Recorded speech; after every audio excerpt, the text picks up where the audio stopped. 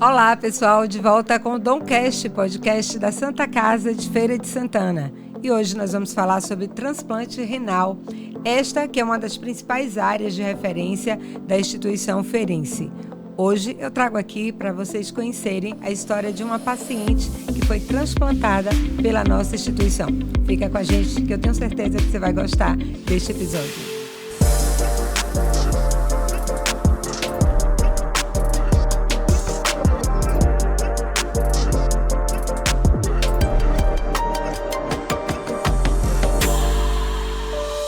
Então, pessoal, hoje eu recebo aqui nos estúdios do Domcast a nossa paciente Mariana Carneiro. Ela vai representar hoje os pacientes transplantados da Santa Casa de Feira de Santana, do nosso Hospital Dom Pedro de Alcântara, mantido pela Santa Casa, que é a segunda unidade transplantadora da Bahia. Para que você tenha ideia da importância deste serviço, desde que foi implementado no ano de 2015, 440 pessoas tiveram acesso ao transplante renal pelo SUS, o Serviço Único de Saúde. Este ano, em 2024, 44 pacientes já foram transplantados. E hoje, como eu dizia, então eu recebo Mariana Carneiro. Mari, é um prazer te receber aqui. Tudo bem? Tudo bem. Prazer também estar aqui. Conta um pouquinho pra gente da sua história. Olha só, gente, Mariana descobriu um problema renal aos 15 anos de idade, muito jovem. Como é que foi para você descobrir naquela fase da adolescência que você estava enfrentando um problema renal, Mariana? Foi extremamente difícil, porque eu deixei de sair, não saía, ficava em casa me cuidando. E no começo eu não entendia o que era, não conhecia a doença, então foi um susto. Para que as pessoas entendam um pouquinho da tua história, você estava naquele período diagnosticando o lúpus? Sim, eu tinha 15 anos e fui diagnosticada com lúpus eritematoso sistêmico. E aí, eu convivi com essa doença durante 2 anos sem a doença renal. Após 2 anos, eu fui diagnosticada com nefrite lúpica. O lúpus começou a atacar meus rins. E aí eu comecei a batalha com tratamento com a medicação. Só que chegou um determinado tempo que a medicação não fez mais efeito e aí foi onde eu comecei a hemodiálise. Durante quanto tempo você precisou se submeter à hemodiálise? 5 anos. Aí, depois desses 5 anos, veio o transplante. Para que você vá para a fila do transplante, você precisa ter uma falência de rins, não é isso? Dos Foi, rins. sim. Depois do diagnóstico do lúpus, passei uns 2 anos ainda tomando a medicação para os rins, por causa da nefrite lúpica. E aí, quando a medicação não fez mais efeito, eu fui para a hemodiálise, onde eu já entro direto para a fila do transplante, né? Eu entro no processo para dar entrada. E aí, entrei para a fila do transplante, fiquei 5 anos em hemodiálise e 4 anos em hemodiálise e 1 ano em diálise peritoneal. 1 ano e meio, mais ou menos. Nesse período que você descobriu que seus rins estavam parando, porque você era super jovem, como é que foi viver tudo aquilo? Você já tinha uma doença que não é fácil de lidar, né? A lúpus. É uma doença degenerativa. Sim. E em relação a essa descoberta, então, da falência dos rins, como é que foi para você? Eu fiquei bastante triste. A alimentação também é bem restrita. O meu esforço também era bem mais. Eu tinha que Você se ficar mais. cansava muito rápido? Sim. Eu ficava bem mais quieta e tal. Então, ficava muito mais em casa do que quando eu via minhas amigas saindo, às vezes eu não estava disposta, porque a doença renal tem isso. Então, depois do transplante, hoje eu sou outra pessoa. Então, conta pra gente, você chegou a ficar 5 anos esperando pelo transplante? Foi. Nesse período, a gente viveu aí a pandemia, então não foi fácil também, porque às vezes tem pessoas que têm acesso ao transplante depois de 2 anos, isso varia muito, né? Mas pode ser 2, 3 anos, no seu caso foram 5 anos e marcados aí pelo aquele período pela pandemia. Sim. E eu tenho falência de acesso, então eu fazia hemodiálise, mas eu fazia o tratamento da hemodiálise e já não estava assim bom por causa da minha falência de acesso. Então, aí veio a É pandemia. dificuldade Sim, de... encontrar a via. A fístula, que geralmente é o primeiro passo dado, a minha não pegou. Eu tive que usar catéter durante esses 4 anos. E aí, depois desses 4 anos, nenhum catéter estava funcionando mais. Eu fui para diálise peritoneal. Que aí, depois de 1 ano e meio, mais ou menos, eu fui chamada para o transplante. Então, no total, foram 5 anos. É. Uhum. E você nunca pensou em nenhuma fase, assim, enfrentando a doença de ter um doador na sua família? Sim, a gente, um pouco antes da pandemia, minha família entrou em contato com a assistente social, e aí deu entrada nos papéis e tudo, começou a fazer os exames, só que aí veio a pandemia, e aí parou tudo e também estacionou esse planejamento que a gente estava tendo. Aí depois, quando voltou a pandemia, meio que a gente, nem é a palavra esqueceu, mas a gente meio que deixou de lado. Eu estava cansada também, porque a gente não é perder a esperança, mas a gente fica cansado. A gente que faz o tratamento, a gente com a doença renal, a gente cansa. Então a gente ficou meio assim, eu fiquei meio assim, sabe? Com medo também, dá um certo medo de minha mãe ou alguma minha tia que ia doar para mim perder também um rim, não funcionar para mim e nem para, sabe? Ficar as duas sem o rim, se não fosse, se não tivesse dado certo. Foi um receio que você teve de Sim, envolver esse ente essa é a familiar. palavra, receio. Aham. E quando você recebeu a notícia de que tinha um doador, cadáver, quando não é um doador da família, a pessoa tem acesso a doação de órgão através de um doador cadáver. Você lembra exatamente o momento, Mariana, que você estava fazendo quando te chamaram? Com toda certeza eu nunca vou me esquecer. Foi o dia mais feliz da minha vida. Me ligaram de manhã, ligaram para minha tia no trabalho. E aí ela ficou assim desesperada, sem entender. Minha tia nervosa ligou para mim e ligaram, eu acho que era de lá do Dom Pedro, eu não sei o que eu não sei o que eu vou fazer. Saiu do trabalho desesperada, levou o celular para mim e aí eu mandei mensagem: "Pode ligar para mim, aqui já é Mariana". Aí foram quando falaram comigo, Então era um pediram, dia da semana, assim, pela manhã. foi. E aí pediram, foi dia 14, numa quinta-feira, foi uma quarta-feira, não me lembro agora. Aí ligaram para mim, depois de ligarem para minha tia, retornaram a ligação para mim, pediram alguns exames, perguntaram minha idade, se eu já tinha tomado sangue, transfusão. Aí pronto, falaram que iam retornar a ligação, qualquer coisa, porque não é tipo, ligou, você vai ser transplantada. Tem ainda um processo que é para saber se você é compatível, se você fez alguma transfusão de sangue, tem todo aquele processo. Eu já sabia disso, então eu estava com esperança, acreditando que poderia ser eu, mas eu estava também tranquila que eu poderia não ser eu, poderia ser outra pessoa. E aí eu mantive a calma, respirei e fiquei esperando. Aí foram ligando durante o dia várias vezes para saber de exames. Foi quando, umas 6 horas da tarde, eu estava dormindo com o celular aqui no peito, porque se ligassem eu estava atenta. Aí, quando ligaram, senhora Maria Mariana, pode vir aqui para o Dom Pedro agora. Aí eu fui correndo, correndo, correndo. Aí cheguei lá, fui super bem atendida. As pessoas, as enfermeiras, todo mundo bem calmo comigo, sabe? Porque todos sabem que é um momento muito especial, né? Único, assim, que a gente do paciente renal, a gente todo mundo espera por isso. Todo dia todo mundo está esperando ali por uma ligação. E aí todo mundo me atendeu super bem, super calmo. Eu não chorei em nenhum momento até então, porque eu estava sem acreditar, em êxtase.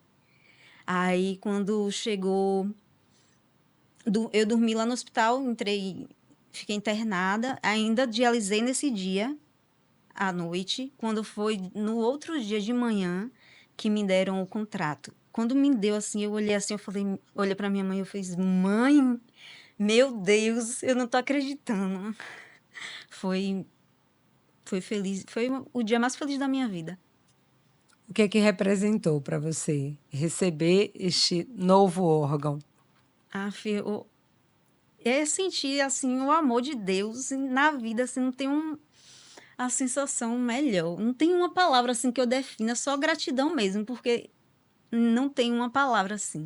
Gratidão, gratidão, porque até hoje, às vezes, eu olho para a minha peça do lado da cama, onde ficava a máquina, eu olho assim e falava, meu Deus, eu não tô acreditando que o senhor fez isso comigo, porque eu fico em êxtase, assim, sabe? Só de imaginar. Lembrando tudo que você passou. E como é a sua vida E hoje? aí, desculpa te interromper, uma semana antes do transplante, eu fiz a minha diálise e eu tava muito triste, eu tava assim, já sem esperança. Sabe o que você queria assim falar para assim, não vou fazer mais, eu desisto. Eu tava assim, em tempo de largar tudo. Por quê? Porque tava fraca, eu não me alimentava direito, sabe? Eu queria viajar, não podia viajar, sabe? E aí eu tava assim, poxa, não aguento mais. E uma semana depois me ligaram. É como se diz assim, Deus falando assim comigo, tá vendo aí que eu tô aqui? Eu não esqueci Eu de não esqueci de você. você. Ah, que bonito. E como é a sua vida hoje? Ah, hoje é outra coisa. Hoje eu me alimento até bem demais. Porque eu não sentia fome, eu não... Tudo me enjoava, o cheiro da comida me enjoava. E hoje eu como. No dia que eu saí da UTI lá do transplante, que eu fui para a enfermaria lá do Dom Pedro, que eu comecei a me alimentar falando assim, minha mãe, rapaz, eu não comia comida de hospital, agora se eu der a minha, tu come. Come a tua e come a minha. Porque o rim desse doador encaixou perfeitamente. É como se fosse para mim mesmo. Deus mandou assim para mim mesmo, porque desde o primeiro momento foi tudo super bem. Super bem. Você nunca sentiu Não, nenhum. nada. Tá sendo assim, tô praticando atividade física que eu não conseguia. Tô trabalhando, né, com a maquiagem, que também eu me sentia mal, às vezes no trabalho, tava em pé ali maquiando e já começava a me sentir mal.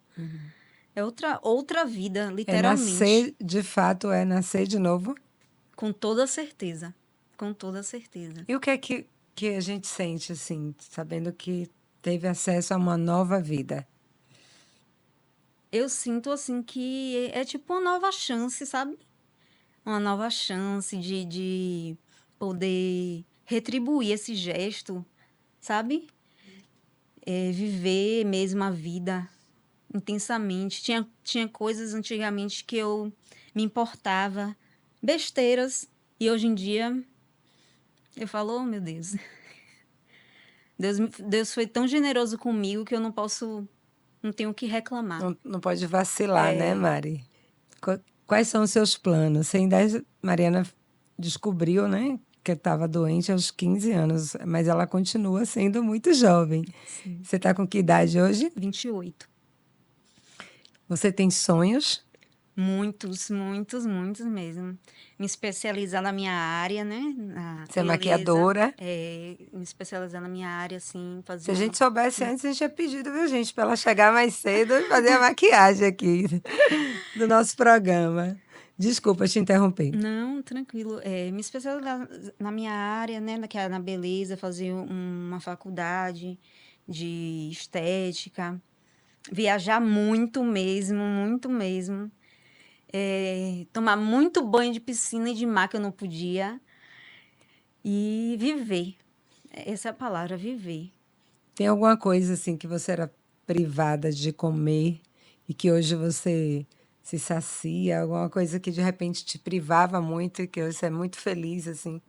Porque você falou do mar, da piscina, e aí Sim. eu lembrei da Assim, em comida. relação à alimentação, eu sempre tive uma alimentação mais saudável por causa do lúpus. Mas assim, não tem, eu acho que eu já me acostumei, mas hoje em dia uma coisa assim que eu como, deixa eu pensar. Água, que para beber água, que eu bebo É à que vontade. eu vi um médico explicando, inclusive quando a gente gravou um vídeo para a TV Subaé, que você participou, né, uma campanha institucional da TV Subaé sobre doação de órgãos, e aí doutor Gilberto Vacareza, que é nosso nefrointensivista, ele comentou que o paciente renal, ele não pode beber tanta água, nem sempre o organismo dele aceita, não é isso? Tem pessoas aí, no meu caso, eu ainda bebi um pouquinho. Tem pessoas que não podem literalmente nada, assim, só pode chupar um gelo, molhar a boca assim um pouquinho e tal. E hoje em dia eu, tipo, eu amo beber água. Ah, Maria, eu bebo água demais. Eu amo, amo. Minha garrafinha tá ali na bolsa pra eu, sabe? E melancia, que eu era apaixonada, sou apaixonada por melancia, só que eu tinha que chupar bem pouquinho. Ah, eu chupo hoje bastante mesmo, com vontade, assim, agradecendo. Ai, meu Deus, que delícia. Minha mãe chega, olha assim, e fala: Ô, minha filha, é tão bom te ver. Coisa simples hoje em dia, que às vezes a gente não dá valor. É uma coisa que vem de dentro, assim, é bom demais. Sim. Você tem quanto tempo de transplantada? 1 ano e alguns meses. Sim. Transplantei dia 15 de setembro de 2023. Um ano e No mês 3. do conscientização, eu Ah, acho. o Setembro Verde, que é o mês de Sim, conscientização pela doação de órgãos. Bem lembrado, né? Uma das campanhas. Hoje, em todo o mundo, a gente tem aí as cores brincando com os meses para lembrar a importância de determinadas campanhas, como é o Setembro Verde, que faz referência à doação de órgãos. O que é que você diria para as pessoas que ainda têm um tabu com relação à doação de órgãos? Eu sou doadora, tá? Sempre reforço isso para minha família, para o meu marido, para meus familiares. Eu faço questão de doar tudo, inclusive meus olhos verdes. Mari, o que é que você diria para as pessoas que ainda encaram esse assunto como um tabu? eu digo assim que para não perder a esperança, as pessoas que precisam do rim, não perder a esperança, e as pessoas que pensam em não doar, para doar, porque eu não sei qual vai ser a serventia para uma pessoa que infelizmente morreu de estar com seu órgão lá. E a serventia dele para uma pessoa que está precisando é a vida. O que é a vida? É tudo. É tudo que a gente tem. E hoje eu estou aqui por causa que uma pessoa disse sim para mim. Uma família disse sim para mim. E é a gratidão que eu tenho mais preciosa hoje é esse rim. Que essa família disse sim. Então, para as pessoas de casa, eu digo, diga sim, porque não só uma, mas várias pessoas você pode salvar, porque não é só o rim, tem outros órgãos também. Então, diga sim. Uhum. É que essa veste nossa, o corpo, é passageiro. Sim, Quando a gente morre ou desencarna, de fato, como Mariana dizia, o corpo não serve mais para nada. o que vai Então, é o que a gente é, a nossa alma de exatamente, dentro. a alma, o espírito vai continuar a sua viagem, a minha crença. Obviamente, a gente tem que respeitar Sim, religião e pensamento, digamos, mais metafísico, cada um tem o seu, né? Mas, como você dizia, não tem muita lógica a gente querer preservar uma coisa que é matéria. e hoje não tem um dia sequer na vida que eu não agradeço a essa pessoa, que eu não sei quem é, mas eu admiro e sou muito grata, de verdade. Que bom, que bacana o seu depoimento. Fala pra gente um pouquinho do atendimento lá na instituição. Quando a pessoa é preparada para o transplante, é acompanhada, é uma equipe multi, não é apenas um médico que acompanha. Sim, Como é isso, Mariana, sob o olhar da paciente? eu fui passada por várias pessoas e todas elas não teve uma pessoa sequer, assim, que me tratou de outra forma a não ser amor. Todas foram. Eu amo todas, eu tenho um carinho assim. Quando elas me encontram e eu encontro ela em qualquer lugar, assim, é abraço, é beijo, como se fosse uma pessoa da família. Quem são essas pessoas? Não nomes, mas os profissionais. Foram eu fui atendida por assistentes sociais, enfermeiras, médicos, até as pessoas da limpeza, assim, é um tratamento, entra no quarto, licença, meu amor, minha princesa, todas as pessoas são assim. De lá do transplante e hoje de lá Do do ambulatório, onde você é acompanhada. É sim, importante a gente explicar, pessoal, porque quando termina o transplante, quando a pessoa recebe o órgão, na verdade, aquela pessoa não vai embora. Na verdade, não, Mariana continua sendo acompanhada pela sim. equipe do transplante. Como é esse Todo, acompanhamento? todo acompanhamento lá no ambulatório. desde nefrologista, que é o principal, até psicólogo. Tem a psicóloga lá, para toda consulta ela está lá. A gente passa pela psicóloga, porque de um certo modo mexe, né, com a gente. O médico passa também nutricionista, reumatologista, tem tudo lá. Todos os acompanhamentos tem lá pra gente, o que a gente precisar. Assim, eu me considero uma pessoa muito privilegiada, porque é um acompanhamento assim que abraça a gente, eu me sinto muito acolhida lá, de verdade. E como você vai periodicamente? Você estava me explicando que atualmente é a cada 2 meses. Hoje eu tô indo... Quando começou, eu ia 2 vezes na semana, porque a gente precisa de um acompanhamento mais... próximo. Sim. E hoje, depois de 1 ano, eu tô indo de 2 em 2 meses. Então, mas eu tenho o WhatsApp deles comigo, qualquer coisa, é só entrar em contato ou ir lá, que eles estão às ordens. Eles mesmos deixam a gente ciente. Então, como há uma frequência, assim, o período é tão próximo, vocês acabam criando um vínculo, eu imagino. Sim. Quando eu fiz o ano de transplante mesmo, eu levei um bolo lá para eles. Ai, que porque, como eu fiz com minha família, eu considero eles também da minha família, eu falei, não podia deixar eles de fora. Uhum. E é importante a gente falar dos outros profissionais, porque às vezes as pessoas podem achar que é só um médico. Não. Eu considero da família, porque todos, não são só um nefrologista que eu passei por lá, são vários nefrologistas, e não teve um assim para eu ter queixa. Todos são excelentes. Que bom, que bom. Todos são excelentes. Olha, que papo delicioso. Eu não estou com vontade nem de terminar, viu? Mas o nosso podcast tem um tempo, né? Aproximado, tempo médio, e aí a gente tem que terminar. Você já falou, mas eu queria te pedir de novo para mandar uma mensagem para as pessoas que estão na fila do transplante, de uma pessoa que já foi beneficiada pelo transplante, para quem está aí aguardando. A gente tem um número significativo de pessoas, inclusive na nossa unidade transplantadora, que é o Hospital Dom Pedro, que estão aí aguardando a chegada de um novo rim. Que recado você daria para essas pessoas? Eu digo para elas não perder a esperança, que assim como aconteceu comigo, sim, pode acontecer com elas.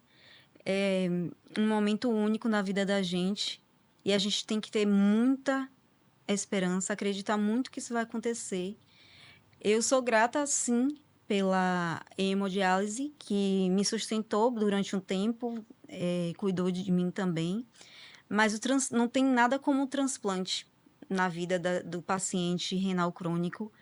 E você aí, que está me assistindo, renal crônico, acredite que sua hora vai chegar também. Que bom. Mari, se você pudesse dar uma nota para esse serviço de transplante que salva tantas vidas e que é oferecido pelo nosso Serviço Único de Saúde, o SUS, que nota você daria? Eu tenho certeza que um 10 seria pouco. 1000, não tem uma nota não, porque todas as pessoas que passaram por mim foram muito essenciais na minha vida e me trataram muito bem. De verdade, eu não estou falando porque eu sou paciente de lá, não, mas o atendimento é muito bom, de verdade. Eu me senti acolhida. Então, 1000, 1 milhão. Que bom. Eu queria dizer que foi um prazer enorme conversar contigo. Eu já achava o teu caso assim emblemático pelo fato de você ter sido diagnosticada tão jovem e também por enfrentar uma doença como a lúpus, que a gente sabe que não é fácil, uma barra. E hoje eu fiquei mais admirada com a tua história de vida, porque a gente percebe que o transplante de fato mudou quem você é. Certo? Então, eu quero dizer que foi um prazer te receber aqui. Estou muito feliz. Prazer todo meu. De ter tido essa oportunidade. Obrigada, Mari. Nada, o prazer todo meu. Obrigada por me chamar. Então, você já sabe, para assistir o Domcast, acesse o canal da Santa Casa no YouTube, Santa Casa FSA, e também você pode assistir no Spotify como Domcast, tá bom? A gente está sempre de volta com um novo episódio a cada sábado. Muito obrigada pela audiência e até o nosso próximo encontro.